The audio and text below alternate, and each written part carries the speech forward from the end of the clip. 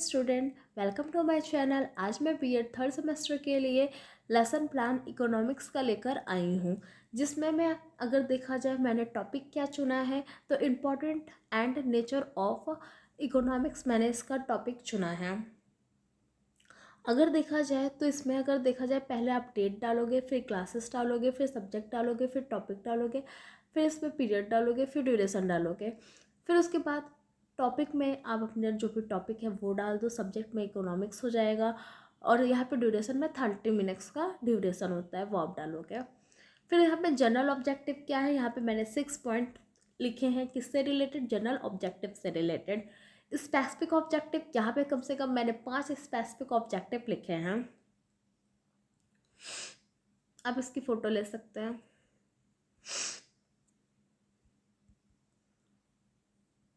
Objective के बाद अगर देखा जाए कि यहाँ पे हमने क्या क्या स्पेसिफिक ऑब्जेक्टिव्स लिख दिए हैं। अब यहाँ पे देखा जाए प्रीवियस नॉलेज में हमने दिखाया यहाँ पे बच्चों को क्या है, प्रीवियस नॉलेज है किसके बारे में, इंपॉर्टेंट ऑफ इकोनॉमिक्स के बारे में। टीचिंग एड में देखा जाए आप जो भी यूज़ कर रहे हैं टीचिंग एड में आप वो सारी चीज़ें लिख सकते हैं, लाइक पॉइंटर हो गया, डस्टर हो गया, ब्लैक बोर्ड हो गया, जो भी कुछ है आप उसको लिख सकते हैं, चार्ट वगैरह। इंट्रोडक्शन क्वेश्चन में अगर देखा जाए तो यहाँ पे आप पहले ऐसे कॉलम में बना लो।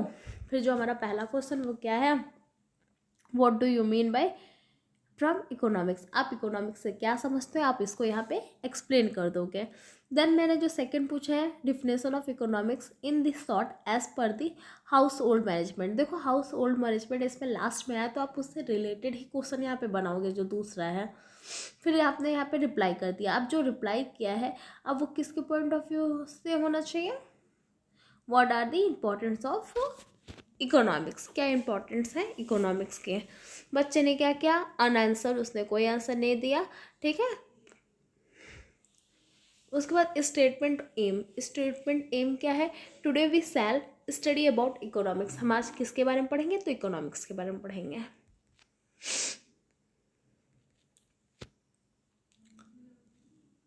फिर इसके बाद अगर देखा जाए प्रेजेंटेशन पहला इसमें हम क्या करेंगे, इसको पूरे 5 कॉलम्स में डिवाइड कर लेंगे। Teaching points, pupil teachers activity, student activity, teaching method और blackboard activity.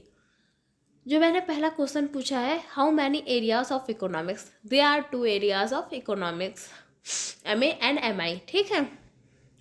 Question method हो गया ये। फिर सेकंड जो ये पूछना है ऐसे पूछना है, जो पहला डेवलेटिंग क्वेश्चन होगा जो बच्चा इजीली बता ले जाए। सेकंड जो पूछना है ऐसा जो बच्चे ने पहले वहाँ पे नहीं बताया था उसको यहाँ पे एक्सप्लेन करेंगे।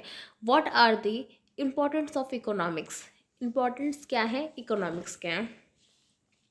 The importance of economics are, फिर मैंने यहाँ पे एक्सप्लेन कर दिया है, बिजनेस के लिए इंपॉर्टेंट है, एंटरप्रेन्योर के लिए, कंज्यूमर्स के लिए, प्रॉफिट बाय दी प्रोड्यूसर्स के लिए, डोमेस्टिक के लिए, इंटरनेशनल ट्रेड के लिए और सोशल वेलफेयर के लिए, और टैक्सेशन पॉलिसी मैंने यहाँ पे एक्सप्लेन कर दिया। इसको एक्सप्लेनेशन मेथड हो गया और लिसनिंग केयरफुली यहाँ पे लिखा जाएगा। फिर यहाँ पे ब्लैक बोर्ड पे आप लिख दो, इम्पोर्टेंट ऑफ इकोनॉमिक्स हो गया, टैक्सेशन पॉलिसी, आप इसमें से 3-4 उठा के बस इस पर लिख दो ब्लैक बोर्ड पे। नेक्स्ट जो हमारा फिर से इसको 5 जो ये प्रेजेंटेशन है, सेकंड प्रेजेंटेशन, इसमें क्या होगा, आप इसको 5 कॉलम्स में वैसे सेम डिवाइड कर लो, टीचिंग पॉइंट्स पे सेकंड लिख दो। Give any 3 importance of economic, आप यहाँ पे 3 कोई भी इम्पोर्टेंस दे सकते हो इकोनॉमिक्स के। What are the natures of economics, economics के नेचर्स क्या हैं, अनआंसर बच्चों आंसर नहीं दे पाए हैं। अगर देखा जाए इकोनॉमिक्स का नेचर कैसा होता है, साइंस होता है, आर्ट होता है, और साइंस एंड आर्ट बोथ होता है, ठीक है। यहाँ पे अनएक्सप्लेन हो जाएगा, उसके बाद नेचर ऑफ इकोनॉमिक्स हो जाएगा। फिर यहाँ पे आप ब्लैक बोर्ड बनाओगे,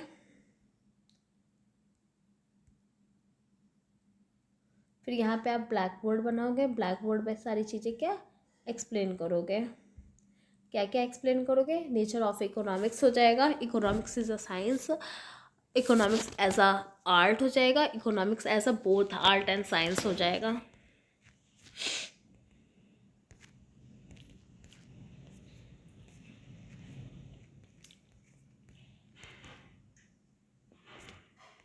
नेक्स्ट अगर देखा जाए हमारा थर्ड जो लास्ट अगर देखा जाए प्रेजेंटेशन जो है हमारा, इसमें भी 5 कॉलम्स में डिवाइड करो।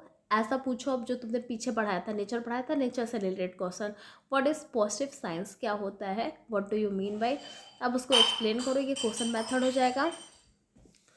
जो आप दूसरा क्वेश्चन पूछोगे ऐसा पूछोगे जो बच्चे ना बता पाए, what are the functions of economics, बच्चे नहीं बता पाएंगे, अनआंसर, अब आप उसको एक्सप्लेन कर दो पूरा। लिसनिंग केयरफुली हो जाएगा।